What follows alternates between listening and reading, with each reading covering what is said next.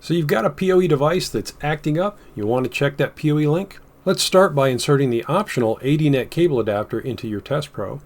Or if you're using the Network Service Assistant, the included AD-NSA adapter will have the same functionality. There is a multi-gig and PoE port on both of these adapters. So we've got the adapter in our TestPro. We're going to connect to our link.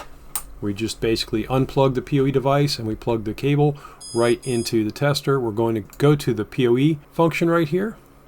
And this will update. And right now I'm set for 90 watts. I can see the information. I've detected my PoE. I can see the type and class, my voltage. I can see that I've got PoE on all 4 pairs. And on this 90 watt, I should get 71.3 watts, assuming the cable is in good shape. We can select different levels of PoE here. So if you wanted the AT, the AF, or UPoE, you select that. I'm going to leave mine at the 90 watt BT, and we're going to do a PoE load test. We're basically going to demand the power. The tester's acting like a PoE device. In this case, I'm not getting the advertised allocated power of 71.3 watts. I'm only getting 59.12 watts here.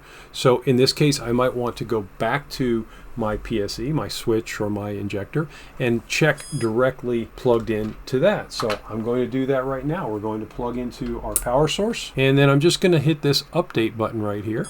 And I'm getting 78.12 watts coming out of this particular injector. So that power is fine. So now I know there's an issue somewhere between my injector and my powered device. And in this case, I've actually got a bad piece of cable that is causing the issue. But it could very well be a patch cord. Could be if the power source isn't showing us proper power, it means we may need to check the provisioning on that switch, that PSE. And that's how you use the PoE test.